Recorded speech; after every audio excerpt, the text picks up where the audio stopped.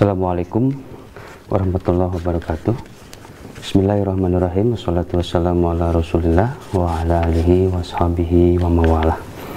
Amma ba'du. Pemirsa Bandung TV, apa kabar semuanya?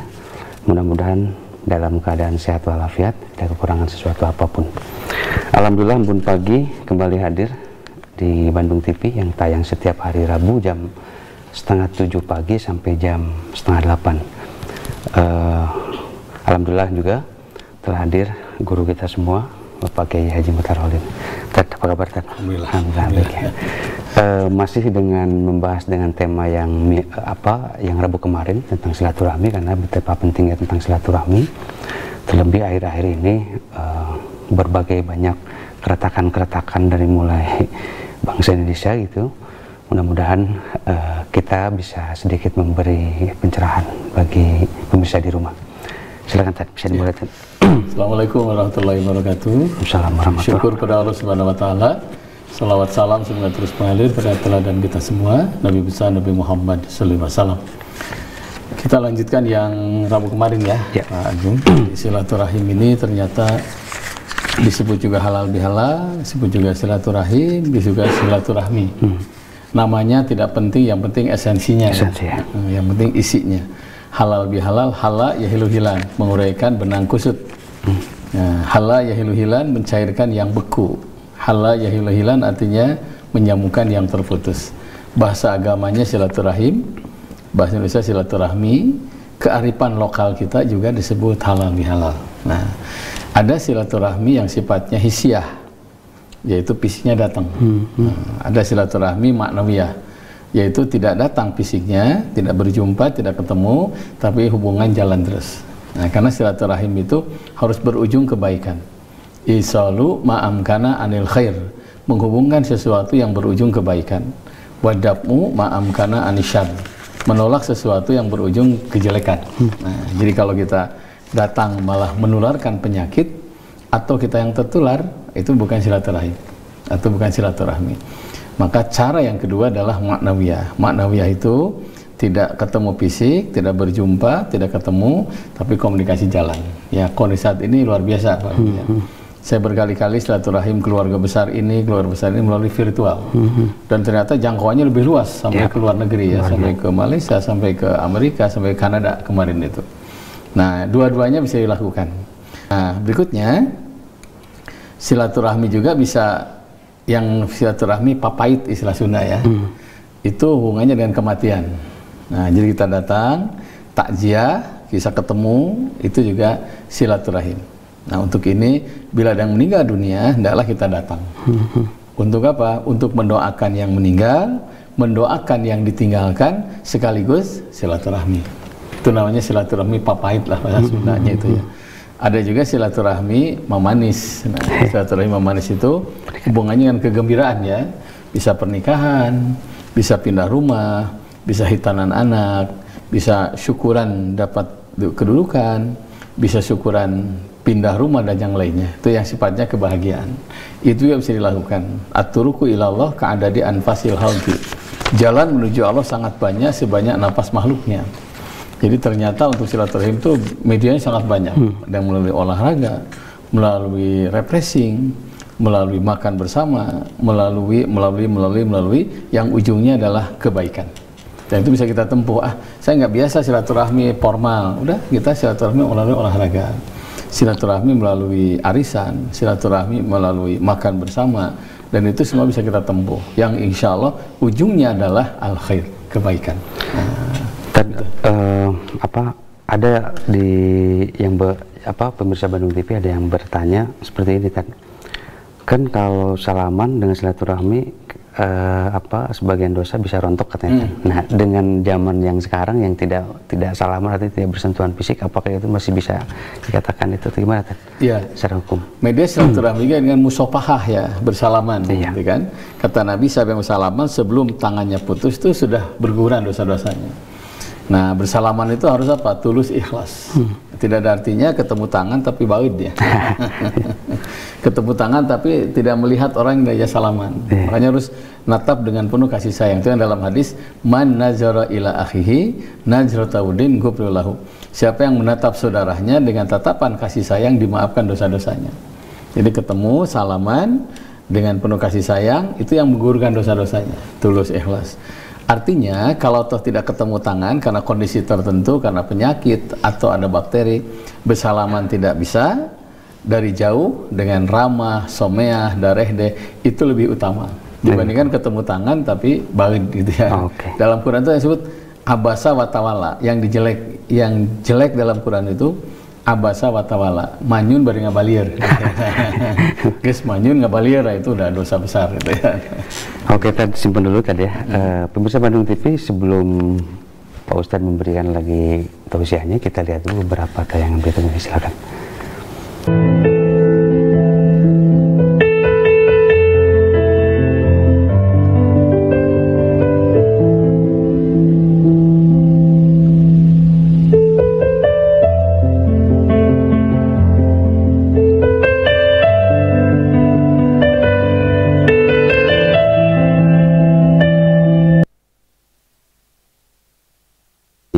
Embun Pagi selalu memberi solusi yang tayang setiap hari Rabu jam 6.30 sampai jam 7.30 insya Allah. Pemirsa Bandung TV bisa line interaktif di line kami di 0227214 atau di line interaktif WA nomornya Pak Ustadz, tidak bisa telepon ya, ke WA saja di 08122116740. Silakan bagi pemirsa yang ingin langsung. Dan sebelum kita ke pembahasan tadi ada silaturahmi nih, ada beberapa orang yang bertanya, kalau sedang sakit itu kan kadang-kadang orang buat silaturahmi itu jadi nggak terlalu ini tadi ya. Itu apa saja sih tadi yang mesti dilakuin ketika menjenguk orang sakit itu, sementara biar silaturahmi apalagi di tengah kondisi yang kayak gini bisa ini gitu Cen, hajatnya. Ada beberapa hal yang sangat penting, bahkan lebih dari ibadah sunnah. Kita nengok yang sakit. Nah, nengok yang sakit itu bila nyaman, aman, bagus kita datang. Kedua, kabar gembira. Kasih kabar gembira yang sakit itu. Nah, salah satunya kan, satu yang sakit itu bisa menggugurkan dosa-dosanya. Kedua, siapa yang sakit, katanya hilang cahaya wajahnya. 3, hilang nafsu makannya. 4, hilang nyenyak tidurnya. 5, hilang tenaganya, lemas gitu kan. Nah, begitu sembuh, nafsu makan kembali, cahaya wajah kembali, tenaga kembali, tidur nyenyak, tapi dosanya tidak dikembalikan. Yang dalam hadis, la marido illa liqaramati alaih, tidak ada penyakit bagi orang yang saleh kecuali dimuliakan. Jadi yang dimuliakan itu paket semuanya ya. Yang sakit kalau dia sabar, yang nunggu, yang ngasih biaya, yang memberikan motivasi, yang nengok, hum sawa, gugur semua penyakitnya, gugur semua dosa-dosanya. Karena itu ada keterangan yang lain, sakit juga apa ya, tarbiyah. Apa tarbiyah itu? Pendidikan. Dari sakit kita dapat ilmu. Oh, penyebabnya ini, sebut contohnya ngerokok nih, maka selesai sakit kita dapat pelajaran, udah dampaknya ini. Juga sakit itu al-wala ya, apa, bukti kesetiaan. Kalau ingin tahu teman kita baik atau tidak, bisa dirasakan ketika sakit. Ada nggak yang mendoakan, minimal lah melalui WA, semoga disembuhkan, ikut berduka kalau dia meninggal. Nah, kita akan tahu mana saudara yang peduli, mana teman yang peduli, mana sahabat yang peduli. Karena ketika sakit itu kita menunggu ke situ, nengok ke sana, ujungnya yang ditengok tidak akan nempel ke kita. Kalau kita nengok yang tipes, insya Allah kita tidak akan kena tipes. Kalau kita nengok yang vertigo, insya Allah tidak akan kena vertigo kita itu. Kalau nengok yang kayanya, insya Allah kebawa kaya.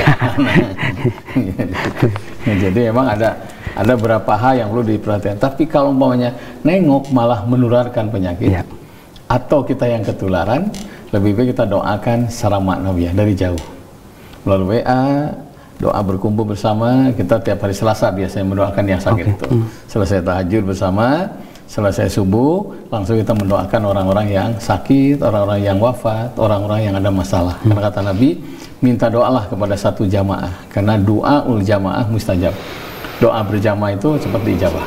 Begitu. Ya, karena bagi yang sakit itu ditengok itu berasa lebih gimana tadi ya? Kalau yang bagi yang merasakan yang udah kepayahan lagi tadi. Ada penelitian justru orang sakit itu termotivasi untuk sembuh karena ditengok oleh orang yang dicintai dan mencintainya. Termasuk corona ini ya. Ada teman saya tuh Pak Agung ya, yang lain tuh sendiri, yang namanya karantina ya. Dia dengan istrinya. Malah yang sendiri itu meninggal semua. Dia sendiri sehat. Dan kagetnya istri yang menemani itu malah negatif. Oh ya. Ya ternyata orang yang sakit didampingi oleh orang yang dicintai dan mencintainya itu cenderung cepat sembuh. Karena ada penyakit yang tidak sembuh dengan obat, tidak sembuh dengan resep dokter, hanya sembuh berjumpa dengan orang yang dicintai dan mencintainya. Makanya orang tua kalau sudah ingat anak juga sakit. Nah itu yang kata Nabi, jangan menimbulkan penderitaan ayah ibumu karena rindu kepada Allah. Minimal suaranya, mah kumaha damang dan seterusnya. Itu karena rindu itu bila tidak berjumpa menimbulkan penyakit. Dan ternyata kerinduan itulah bila berjumpa muncullah obat. Katanya berjumpa dengan orang yang dicintai itu setengah obat katanya, gitu ya. Nisful dawa katanya, setengah obat itu di situ. Ya, makanya sekarang beberapa rumah sakit itu sekarang udah boleh nengok 24 jam ya. Ada penelitian di situ. Makanya tengoklah yang sakit karena bisa jadi engkau dapat pahala, orang yang ditengok akan segera sembuh. Akbar. Multiplier effect ya tadi. Baik pemirsa Bandung TV, silakan bagi Anda yang ingin line interaktif bisa di 022 7214 atau di 081 2211 6740, atau juga bagi teman-teman yang ingin mengikuti pengajian Pak Ustadz langsung bisa di ada daftarnya setiap hari apa di mananya gitu. Dan ini sebelum kita lanjut ke tema itu ada beberapa pertanyaan nih tadi dari netizen kalau kita zaman sekarang ini 341 tadi. Ini tentang Idul Fitri yang kemarin, ini masih belum ini sebaiknya tuh emang mesti di masjid atau kadang-kadang atau memang mesti di lapang, cara syar'inya yang paling terbaik itu di mana katanya? Ya seluruh mazhab ya, ini seluruh mazhab. Seluruh ya. Nah, Idul Fitri Adha itu di masjid. Ya. Kecuali Imam Maliki. Nah, kalau Imam Maliki boleh di lapang bila masjid sudah tidak nampung. Nah, karena itu harus bijak di situ. Musyawarah itu menentukan. Saya ulang, seluruh mazhab itu di masjid kecuali Imam Maliki. Imam Maliki pun bila di masjid sudah penuh boleh di lapang, bukan di jalan ini. Nah, kalau di jalan itu ya jalan, bukan lapang. Makanya ini kan syiar di lapang, masjid juga syiar. Bersih di masjid lebih bersih. Di lapang tidak ada jaminan bersih. Cuma yang paling penting adalah musyawarah. Musyawarah dengan masyarakat. Kayaknya sudah nggak nampung nih di masjid, udah kita di lapang, silahkan. Di lapang bagus, di masjid bagus. Jangan sampai yang di masjid menjelekkan yang di lapang menjelekkan yang di masjid. Nah untuk ini takhir bebas memilih. Di masjid sah, di lapang juga sah. Karena menunjukkan betapa penting Idul Fitri sampai orang yang haid saja katanya harus berangkat. Hanya mendengarkan khutbah. Itu begitu penting. Karena saat itu terjadi silaturahmi tahunan. Ada silaturahmi harian. Itu 5 kali sehari semalam dengan sholat 5 waktu. Ada silaturahmi mingguan, setiap pekan 1 kali itu sholat Jumat.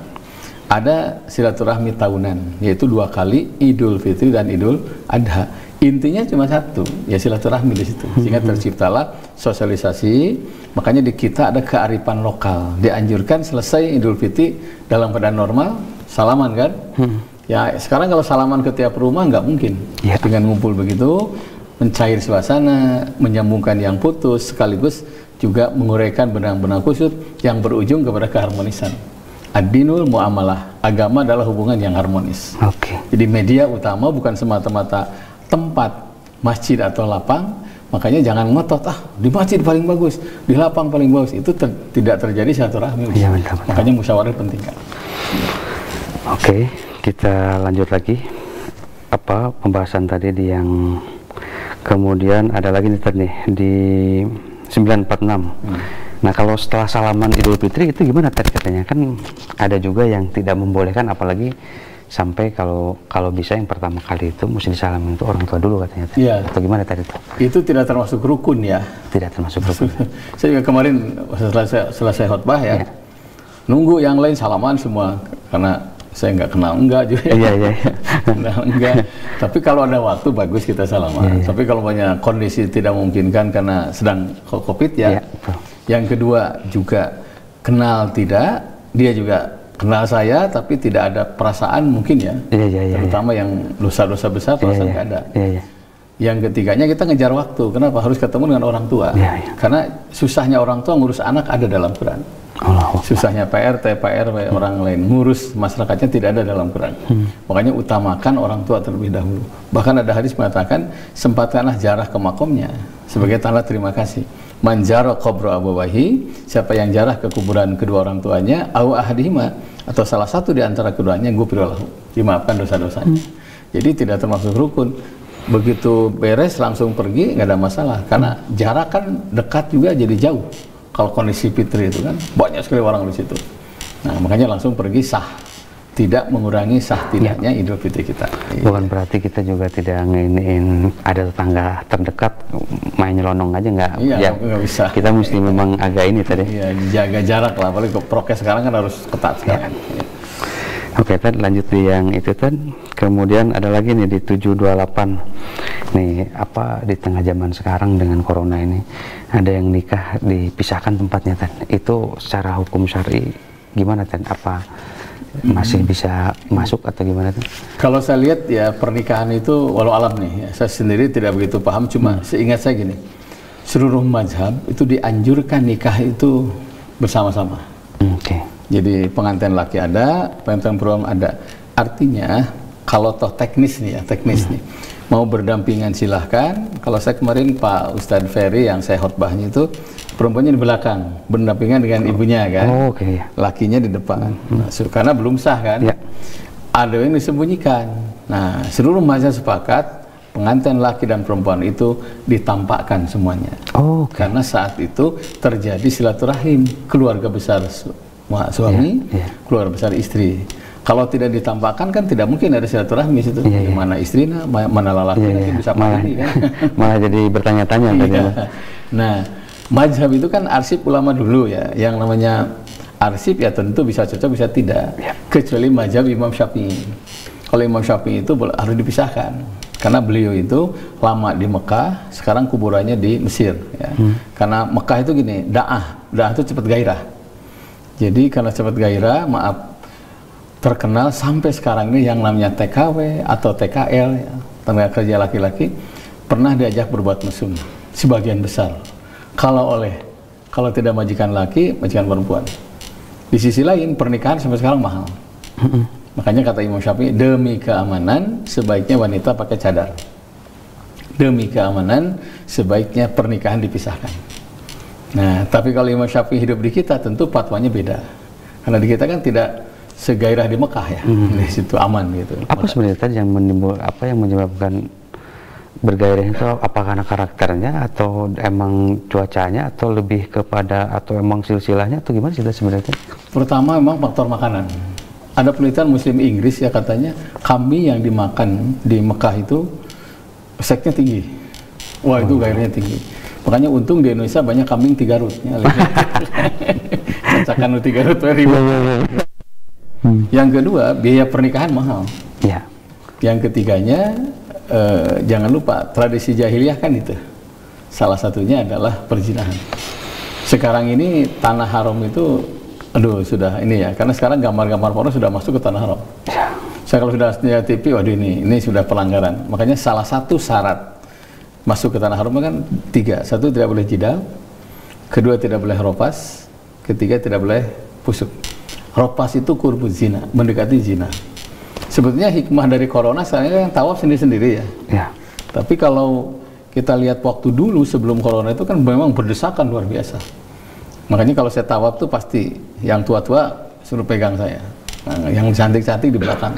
Masalahnya takut kan bisa batal tawaf kita ya. Nah, karena biaya pernikahan mahal, gambar-gambar porno sudah masuk, makanan yang dimakan juga mengarah kepada seksnya tinggi, makanya kata Imam Syafi'i sebaiknya wanita sholat di rumah. Kedua, sebaiknya wanita pakai cadar. Ya. Sebaiknya acara pernikahan ditampakkan yang laki-laki. Nah itu mazhab. Tugas kita adalah saling menghormati. Teman-teman kita dari Jawa kan sering kalau nikah itu dipisahkan. Boleh, nggak ada masalah. Cuma jangan salah. Waktu pacaran malah kemana-mana duaan, pas nikah dipisahkan itu yang salah. Harus ya biasa aja lah, kata orang Indonesia. Ya, gitu Pak Gung ya. Oke. Kita lanjut lagi tadi ya. Ini beberapa ada pertanyaan. Kemudian ini tadi masih apa kurban untuk orang yang sudah meninggal nih. Ini memang beda tema ya, beda bahasan. Ini gimana tadi? Kalau lihat Fiqh Sunnah ya, Prof. Said Sabiq itu ngutip hadis-hadis Nabi yang sangat banyak. Salah satunya Nabi pernah berkurban dengan 3 domba. Itu domba pertama, Bismillah, Allahu Akbar, Bismillah, Allahumma anni, dariku. Kedua, Bismillah, Allahu Akbar, an ahlihi, ini atas nama keluargaku. Domba ketiga, an umati, ini atas nama umatku. Selesai penyembelihan kurban, para sahabat tuh ngumpul, ya Rasulullah, siapa yang dimaksud dengan an ahli di situ? Jawaban Nabi 2, keluargaku yang telah wafat, mereka pun ingin berkurban. Karena itu aku berkurban atas nama mereka. Yang kedua, keluargaku yang tidak mampu berkurban, karena itu aku berkurban atas nama keluargaku yang tidak mampu. Itu menunjukkan ibadah sosial yang sangat tinggi dari Nabi SAW. Makanya Sayyidina Ali pernah 20 domba, Sayyidina Abu Bakar pernah 40 domba. Itu atas nama sahabat-sahabatnya. An umati juga sama di situ. Jadi ada semacam ini untuk umatku katanya, tidak mampu. Bahkan dalam fikih ya, dalam fikih kurban itu berbeda-beda. Minimal satu keluarga itu 1 domba. Satu keluarga. Bismillah, Allahu Akbar, Allahumma hada muhtar, keluarga muhtar holin. Boleh itu. Atau per orang, giliran tiap tahun. Ya, umpamanya tahun ini karena ekonomi, saya tahun depan istri, boleh itu keliling semuanya. Minimanya 1 domba 1 keluarga. Karena kalau merekatkan pasti mampu. Nah itu banyak orang yang kadang-kadang tidak membiasakan untuk kurban tadi. Bahkan kalau itu tadi kalau diperketkan atau kalau diniatkan, insya Allah bisa sih sebenarnya. Bisa. Bahkan mungkin lebih bisa jauh lebih meningkat gitu tadi ke depannya kalau. Dan itu harus dibiasakan karena miyaksal sagiran yandam kabra. Malas waktu kecil sudah gedenya malas. Tapi kalau biasa berbuat baik dari kecil, itu berbuat baik sampai tua. Jadi sekarang kita jadi orang baik itu karena masa-masa lalu kita dilatih berbuat baik oleh orang tua kita. Nah makanya boleh berkurban atas nama yang meninggal dunia. Bukan hanya kurban ya, untuk masjid atas nama yang meninggal, bangunan panti asuhan untuk yang meninggal boleh. Bahkan boleh namanya itu dikasih nama almarhum almarhumah. Begitu.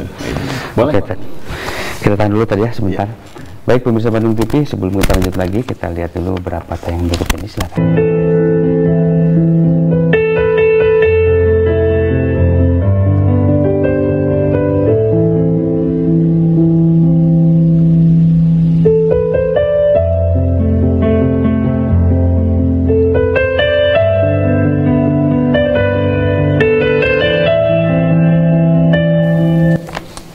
Baik pemirsa Bandung TV, ketemu lagi di Embun Pagi Islam Memberi Solusi yang insya Allah setiap hari Rabu tayang jam 6.30 sampai jam 7.30.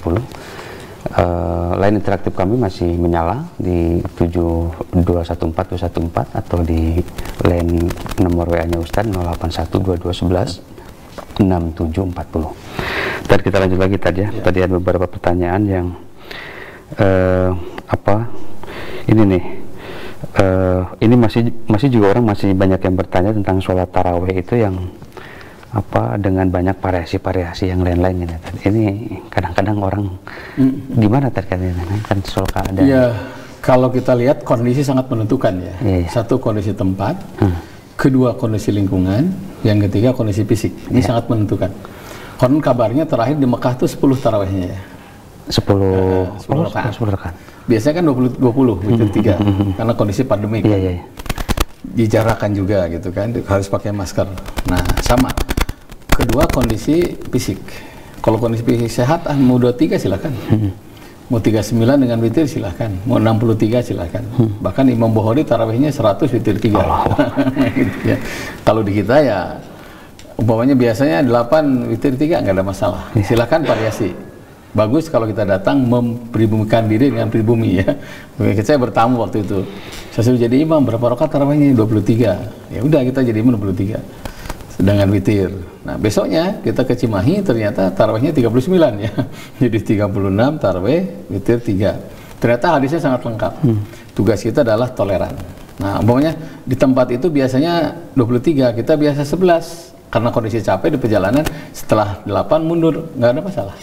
Di Mekah juga nggak ada yang larang, ya, nggak ada yang harus telat, tidak. Jadi tugas kita adalah takhir, bebas memilih.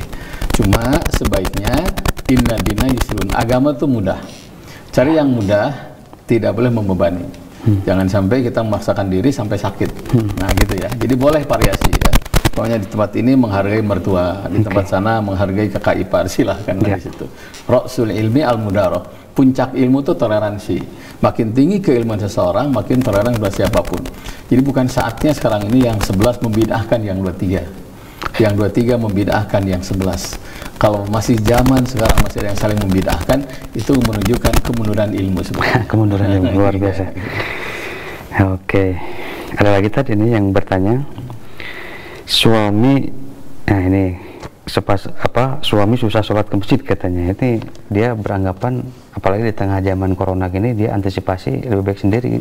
Itu gimana tadi? Gini, masjid itu masa batalina laburan itu.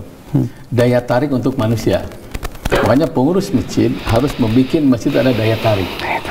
Supaya subuh banyak, daya tariknya ada kopi, gitu ya, ada bubur, ada roti, bubur kacang tuh kayak di mana tuh di Kiara Condong itu di Bumi Asri itu. Lebih loba. Jadi itu masabah. Ada yang masabahnya itu pakai door prize, silakan. Saya pernah lihat spanduk, siapa yang rajin sholat subuh, hadiahnya umroh katanya. Boleh. Nah, bahkan ada seorang bapak dengan seorang ibu, anaknya kan gadis itu satu-satunya, belum dapat jodoh. Kenapa Pak? Kriterianya apa? Mungkin terlalu tinggi kriterianya. Satu Ustaz, saya mencari calon mantu yang rajin subuh. Jadi sekarang belum dapat katanya. Kebanyakan belang betong katanya. Cinta wani pisan ya, untuk yang gadiskan ya. Itu nama sabah namanya. Ada yang daya tarik karena bersihnya, ada yang daya tarik karena pengeras suaranya, ada yang daya tarik karena parkirnya nyaman, ada yang daya tariknya karena jamaahnya ramah-ramah gitu kan. Atau juga ada orang yang tidak tertarik gitu. Itu termasuk yang ya harus dihindari lah gitu. Harus dihindari karena orang tuh jangan-jangan dia tidak ke masjid bukan salah dia, salah pengurus. Atau dia sudah pindah agama, bisa saja. Itu yang beran guys Kristen orang antara ke masjid, ya ke gereja ente, ke masjid ente gitu ya. Nah yang kedua, amna masjid itu. Amna tuh nyaman. Nyaman ya. Jika sekarang di zona, sebutlah zona merah. Mau tidak mau prokes harus dilaksanakan, dijaga renggang. Ada yang sampai sekarang itu harus rapat. Saya bilang gini, al hukmu idza daqa itasa. Hukum itu kalau sudah sempit jadi luas. Seorang sahabat habis makan bawang, ya, bau kan? Ya Rasul, saya ke masjid, tapi kok jaga jaraknya, karena orang lain terjaga bau gitu kan, supaya tidak bau. Itu bawang awalnya penyakit. Nah, makanya protokol kesehatan harus dilaksanakan dengan baik. Nah, kermah masalah kerkia kata orang Sunda, eureun ka masjid itu puguh. Belum lagi dalam satu hadis ini, sholatul rajuli ma'al jamaati khairun min sholati arba'ina sanatan fi baiti munfaridan. Sholat berjamaah di masjid lebih baik dibandingkan 40 tahun sholat sendirian di rumah. Coba kebayang kan? Belum lagi yarfa'ullah azabal qabr. Orang yang rajin berjamaah sholat itu diangkat sisa kubur. Jadi orang yang rajin berjamaah sholat dijamin tidak ada sisa kubur. Jadi kalau orang sudah yang meninggal semakin banyak, itu lebih mulia meninggal ketika rajin berjamaah ke masjid daripada sholat di rumah. Tapi tetap protokol kesehatan harus kita laksanakan. Kita cuci tangan, pakai masker, itu penting, jaga jarak penting, supaya jamaah itu aman nyaman. Nah, jadi sayang betul kalau rumah dekat masjid, tapi tidak ke masjid. Karena yang namanya bakteri ya, kalau sekarang itu istilah bakteri ya, corona itu, katanya masker yang begitu rapi, tebal itu bisa tembus sebetulnya. Bisa tembus. Apalagi di rumah, sama rumah juga begitu. Kalau sudah rumah tuh orang kan dengan angin, dengan berkerumun, dengan banyak yang lewat tuh bisa masuk. Makanya penting ke masjid saja. Dengan catatan jaga protokol kesehatan. Begitu. Ya. Oke. Lanjut lagi di tadi tentang masjid, ini juga ada kaitannya dengan masjid. Qobla Isya itu hukumnya seperti apa katanya? Kadang orang ada yang mengiyakan, karena di Mekah itu hampir semua qobla katanya. Ada qobla, iya. Itu gimana katanya? Jadi gini, walau alam bisa baca. Kalau saya lihat gini, kayak qobla asar tuh. Ya. Dalam kitab Targhib wa Tarhib itu ada man sholat qobla asri, siapa yang sholat sebelum asar, rakaat ini 2 rakaat, haramalu badanhu alanar, haram badannya masuk neraka. Itu qobla asar. Nah, cuma apa yang dimaksud qobla asar di situ ada 2 pendapat. Ada yang mengatakan bukan qobla, tapi sholat mutlak. Oh. Tapi antara adzan dan qomat pasti ada sholat di situ. Nah, cuma sholatnya 2 pendapat. Jumhur ulama itu mengatakan itu qobliyah asar. Ada yang mengatakan bukan qobliyah tapi mutlak. Mau mutlak, mau qobliyah, jangan hitung-hitung, penting kerjakan aja lah. Oke. Ya. Sama termasuk Isya. Isya juga liman sya'a kanu hoyong besok. Nah, siapa yang sholat sebelum Isya 2 rakaat, sama hadisnya haramalu badanu alanar, haram badannya disentuh neraka. Kalau banyak saya dapat penerangan dari ustadz yang lain, qobla Isya tidak ada, udah ganti dengan doa dan zikir. Karena antara adzan dan qomat itu doa diijabah, dan hakikat sholat kan doa. Ya. Makanya qobla Isya ada. Qobla bimakna apakah qobla 2 rakaat rawatib atau sholat mutlak, silahkan. Di saya termasuk ada qobla Isya, ya. Nah, ada kitabnya At-Targhib wa Tarhib, itu Hudari Bek mengungkapkan seperti itu, ya. Takhir bebas memilih. Ada mah tara biasa qobla Isya isi dengan doa, dan jangan membidahkan yang ada qobla, karena ada dalilnya lengkap di situ. Gimana kalau hadisnya doib? Nah gini ya. Ibnu Hajar Asqalani, ini ulama besar, saya pernah jarah ke makomnya di Mesir ya. Kemudian Imam Ahmad bin Hambal, itu ulama besar juga. Beliau mengatakan hadis doib menyangkut fadilah amal boleh jadi sandaran hukum. Baik itu. Oke, masih lanjut masih ada kaitan dengan sholat juga ini. Ini amalan atau setelah sholat maghrib sampai isya itu sebenarnya apa nih tadi? Apalagi generasi orang-orang terdahulu tuh banyak nyambung ya. Gitu betul. Ya. Itu gimana tadi? Satu yang dikerjakan itu sholat awabin. Awabin ya. Atau sholat taubat. Oke. Man sholat ba'dal maghrib sita rakaatin. Siapa yang sholat setelah maghrib 6 rakaat, lam yatakalam bima bainahuna, tidak bicara kotor di antara rakaat itu, adana bi ibadati sintai asyata sana, seperti ibadah 12 tahun. Oh ya. Wa ghufirat dunubuhu, dimaafkan dosa-dosanya, ingkanat misla jabadil bahri, sekalipun dosanya sebanyak buih di lautan. Ada yang mengatakan itu sholat taubat, atau disebut juga sholat awabin. Berdasarkan surat Al-Isra ayat 25 kalau nggak salah, itu ada ayat fa innahu kana lil awabina ghafura. Nah, setelah turun ayat ini, Imam Hanafi termasuk menganjurkan adanya sholat taubat. Itu yang ba'da maghrib itu ya, sampai isya. Jadi 2 rakaat salam, 2 rakaat salam. Sudah 3 kali salam berarti sudah 6. Banyaklah istighfar di situ, dan diakhiri dengan doa Nabi Adam. Rabbana zalamna anfusana wa illam taghfirlana wa tarhamna lanakunanna minal khasirin. Itu amalan pertama. Amalan yang kedua, murojaah, apa sih, evaluasi hafalan. Saya menunggu Isya, kita baca dari Al-Hakumun sampai Anas. Kalau surat pendek pun kalau tidak dihafalkan kan bisa lupa itu. Ya dia sambil hafalkan ayat kursi, menghafalkan surat-surat pendek, silahkan. Yang ketiga, khusus malam Jumat itu surah Al-Kahfi, surat Al-Mulku, termasuk baca sholawat. Itu boleh.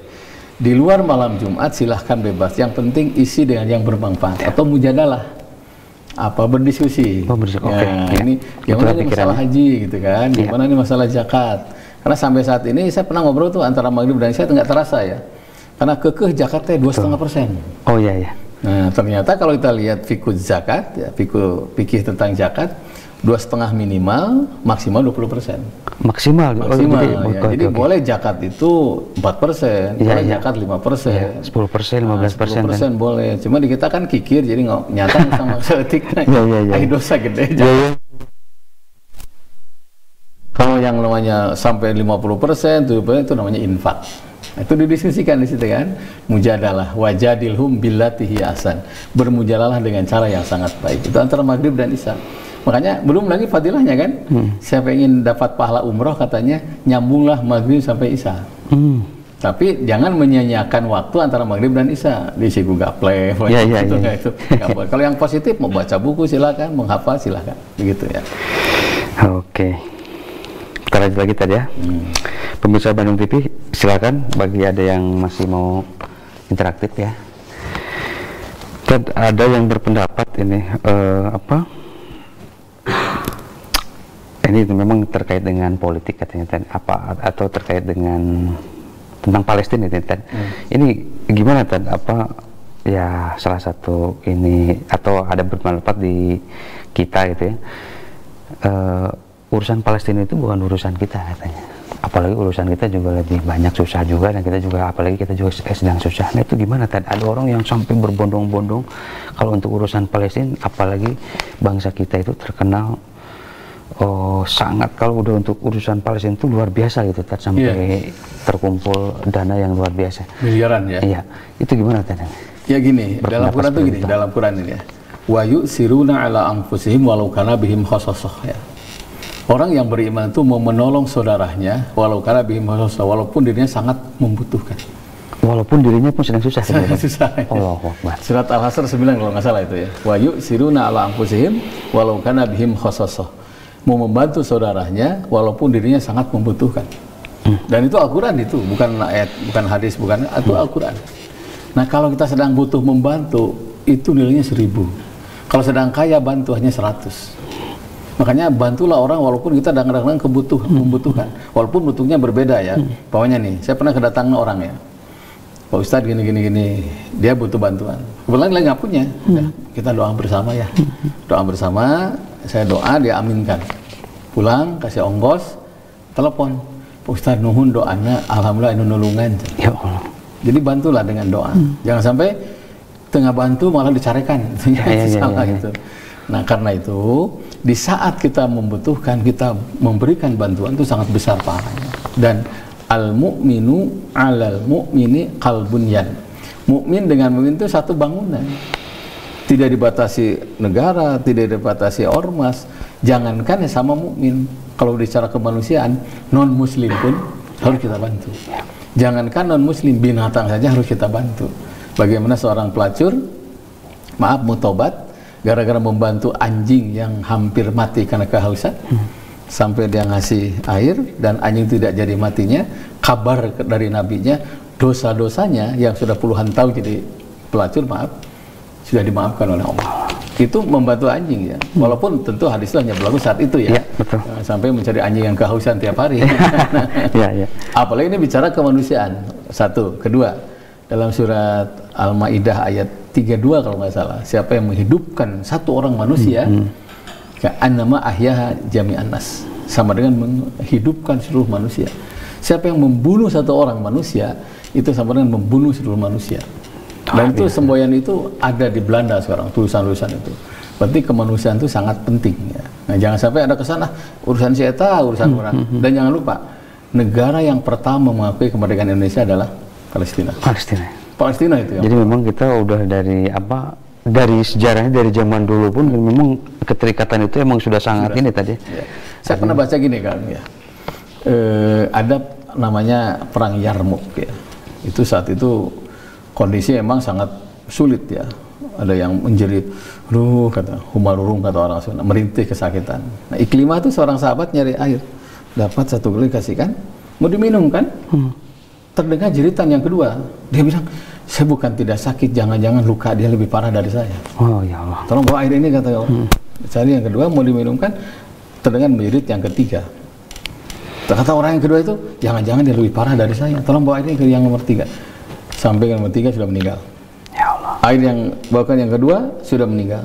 Orang yang menjerit pertama sudah mati syahid. Air itu utuh. Itu dalam Al-Quran. Wa yusiruna ala anfusihim walau kana bihim khasassah. Orang beriman itu mau membantu saudaranya walaupun dia sangat membutuhkan. Di saat nyawa akan diambilnya masih ingat temannya, masih ingat saudaranya. Nah, belum lagi konsep Fatihah. Iyyaka na'budu wa iyyaka nasta'in. Kepadamu kami beribadah, kepadamu kami mohon pertolongan. Itu kami di situ. Dan kata kami itu adalah seluruh manusia istimewa sesama mukmin. Itu kami. Jadi bukan keliru, oh itu urusan Palestina, orang mah urang we lah di dago maunya nggak bisa. Itu kami, kekamian itu harus kita perkuat dengan apa, saling membantu. tentu sesuai dengan kemampuan. Makanya minimal lah kalau sholat subuh yang sering pakai kunut, bacalah doa Rabbana atihim di fainal azab wal anhum anan kabra. Bahkan seluruh ormas Islam sudah menganjurkan baca kunut nazilah kan. Dibenarkan itu, dibenarkan. Gitu ya, Pak ya. Oke, kita lanjut lagi tadi ya. Kita sebelum kita pembahasan.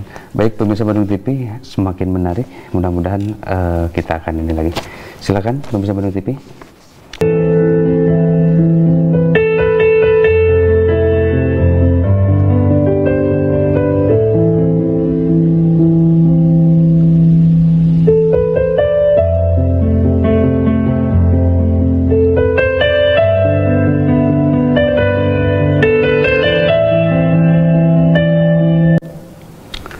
Baik pemirsa Bandung TV, kembali lagi di Embun Pagi Islam Memberi Solusi.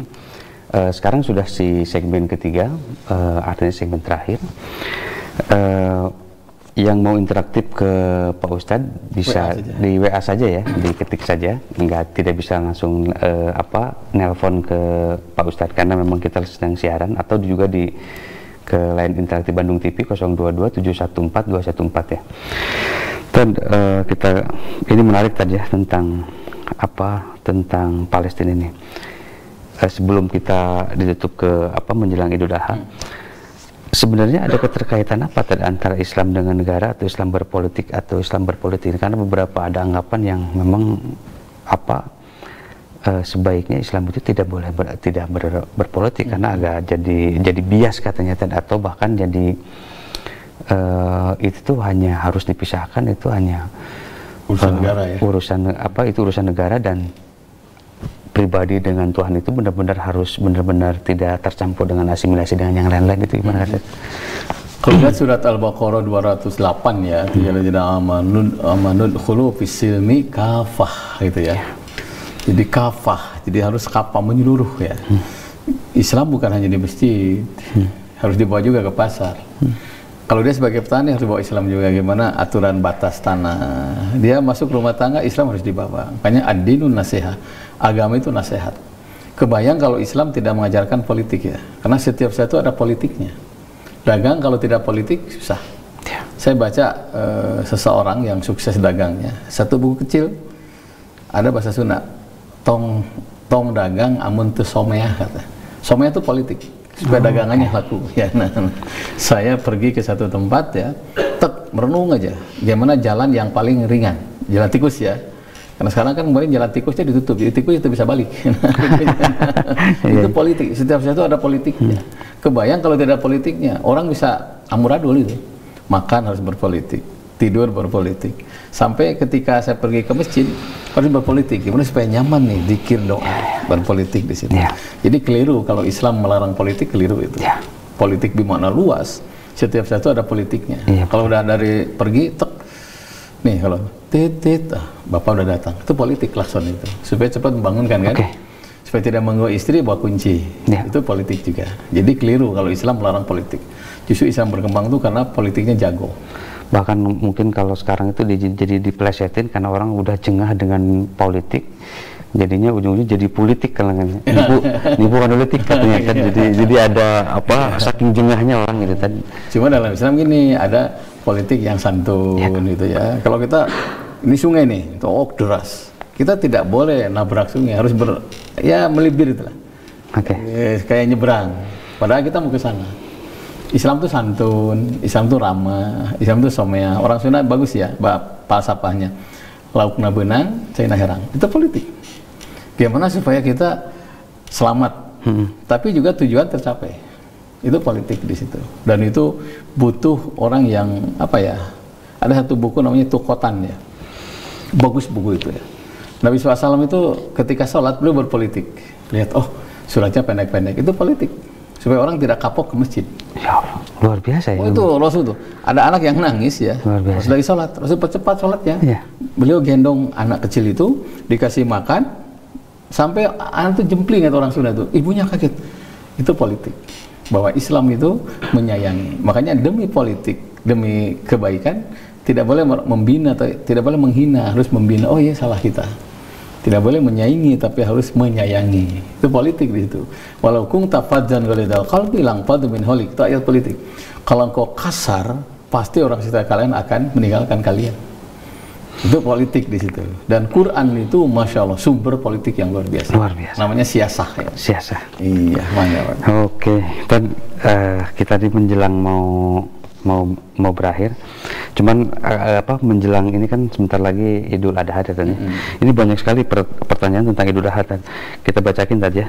Di 603 nih tadi, solusi tidak dapat berkurban ini. Gimana tadi katanya tadi?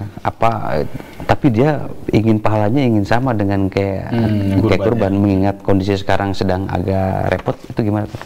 Jadi gini, kurban itu ya berkurban, mendekatkan diri kepada Allah dan mendekatkan diri kepada manusia. Itu kurban ya, mana yang paling mudah dipahami. Ada kurban hisyah, langsung itu kita nyembelih kambing, minimal satu keluarga satu orang. Ya. Ada kurban maknawiyah, tidak terlibat, tidak nyembelih kambing, tapi terlibat dalam panitia kurban. Dia ikut bungkus, ikut ngilo, ikut menyalurkan, ikut membagikan. Kalau dia tulus ikhlas, itu lebih besar daripada kurban secara nyembelih. Karena tanpa tenaga dia, kurban tidak akan nyampe orang-orang yang berhak menerimanya. Makanya Nabi mengatakan sampai ada jatah kan untuk yang panitia itu ya. Walaupun Nabi SAW itu pernah di Madinah tidak makan daging kurban. Waktu di Mekah makan daging kurban. Kata Nabi yang di Madinah, saya tidak makan daging kurban karena yang berhak menerima belum kebagian. Nah, sekarang saya makan, itu pun tidak boleh lebih dari sepertiga ya. Jangan sampai kurban itu sudah domana letik pesanan lo gitu. Pahana opat, riweuh gitu. Nah, jadi kalau sudah kebagian semua baru. Makanya orang yang warok itu biasanya Pak lebih baik nyembelih domba di luar kurban. Karena khawatir kan jatah orang yang tidak punya.